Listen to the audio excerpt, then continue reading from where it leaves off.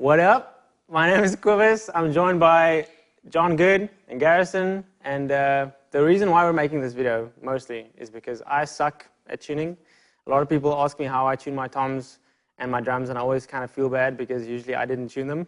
I asked a friend or a John Good to help me. So I've just thought about making a video about tuning the drums. And I just thought, who better to explain that than the guy? Me, huh? Yeah, than you, because you engineered the shell technology. Well, who better we to have tune a the little drums? advantage there, don't we? Absolutely, absolutely. So we're just going to start with the toms. Just want to do the toms Step one. now. Yeah. Okay. So step one is just basically the toms. This is the stock kind of setup. This is what it looks like. This is probably what your kit will look like at home.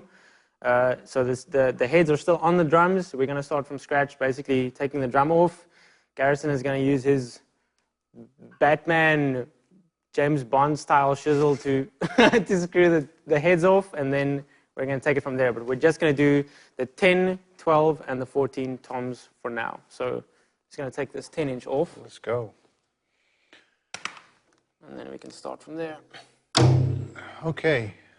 So what we're going to do is we're going to start with a brand new head. Garrison's been so kind to use the power tools to get us going quick. And what we want to do is get the drum head on here centered on the shell. Okay? That's one thing that's very important, because a lot of times people, by the way, it's nice to have a little turntable like this. Yeah. You got to have your drum key. Okay. These are the tools we need. Okay. To be comfortable. You want to be comfortable when you're doing this. Yeah. To get this on the floor and be on all fours and sitting there uncomfortable as heck, Yeah. trying to get this done.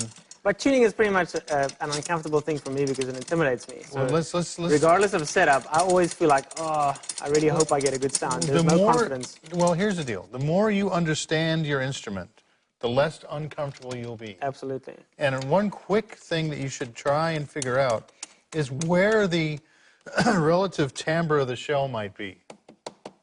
When we get this going, we're going to tap on this shell and just kind of hear whether it's a really high shell, a thick shell that's got a high timbre, or a thinner shell that's got a low timbre, or if it's somewhere in the middle. Okay.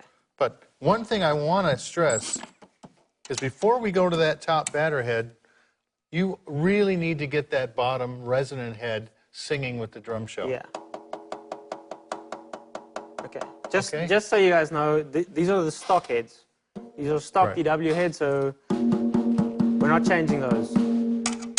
And you're using the actual resonant tone of the shell as the reference point. Absolutely. And what we want to do is get the bottom resonant head working with that.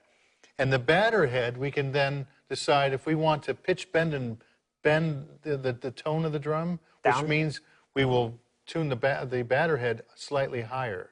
Now, depending on how much... Oh, but that makes sense. Yeah. That makes sense. Depending on how much energy you're going to put into the drum, you can go as far as a minor third above this bottom resonant head. Okay, so then it's going to be a bend of... Tom. Yeah. It'll go bend down. But that makes... Well, I mean, in my head, if I think about what's physically happening in the drum, like if you hit the drum, then the bottom head is going to resonate at the same frequency as the shell wants to resonate. Yeah, it's like a speaker. Yeah, and if the top head is higher than that, initially it's going to resonate higher, but then it's going to kind of go towards the bottom head's frequency, so it's going to go down. I mean, that's how my head works. See, you're already getting yourself unconfused. But I mean, it makes sense. It seems like it's pretty logical. So I've got it. See that? That's sweet. That's awesome. So you just matched the bottom head. I just kind of match the bottom head to the as close as I can to the shell. As close as you can. Yeah. We don't know what drums these people have. We don't know what thickness of shell. We don't know any of that stuff. So let's just kind of be real basic here, okay? Okay. Another thing is, when we put a brand new head on, we want to kind of work it a little bit and make sure it's centered on the shell. Okay. Get it finger tight, right? The nice thing about this Lazy Susan is we can turn it like this, you know, and we're very comfortable, right? And we want to get it kind of up to speed, 3, 4, 5, like 5 turns. And we're going to do that diagonally. Okay. Okay? Okay. Then we'll come back here. 1, 2, 3, 4, 5. Diagonally. Oh, so you go 1 across, and then you go kind of clockwise, and then across, clockwise, exactly. across. Okay.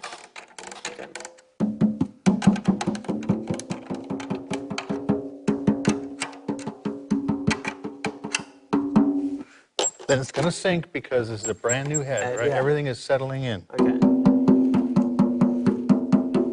Once we've got it, you know, relatively tight to a point where the tension is starting to sing, it's not just a flappy head, then we can go lug to lug to lug to lug to dial it in. Don't forget we're going to go slightly up from there. Okay.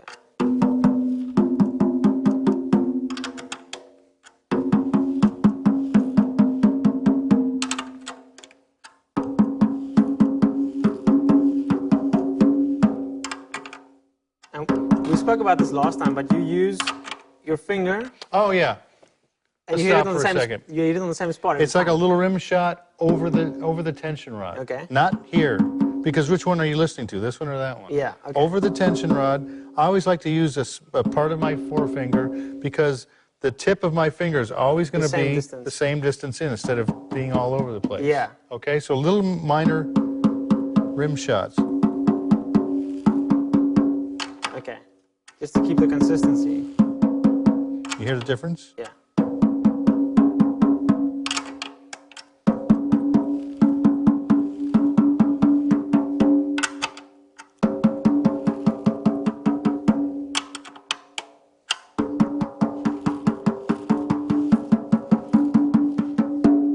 There we go. Stick, and we'll be pretty close in the ballpark. So there's your 10-inch tom. You hear it go boom. Yeah. Boom. So this is the top head, the batter head is tuned a little bit higher than the resonant head. Yeah. Okay. And if you want, you told me this earlier, but if you want a nice clean, straight sound, then you would bring that bottom head up slightly, because the bottom head, being relative to the shell, is going to have an inherent lower, tuning because of the timbre of the drum. Yeah. Okay? So if you want them both to go doom, straight tone through the drum, bring that bottom up to match that top slightly. So, because my first response, my first idea would have been to take the batter head down. Yeah. When you do that, and you're really truly tuning to this, you're going to find that you're going to be a little bit low. For a batter head. It might sound great with one hit. You get it on the kit, you start playing, and they're gonna be low. Yeah. They're gonna be a little bit too low. Wow. So you compensate for that by bringing just slightly. And we're talking about a half step. Okay. All right. Okay. Drum number 1. Sweet.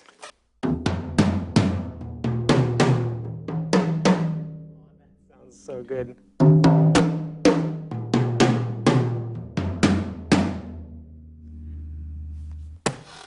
Well done. Thank you. That sounds incredible. I think we're close, and when you play them in a little bit, then we'll tweak them a little bit more. Okay. And then they'll really stay, because the heads will really be used to the bearing edge. Yeah.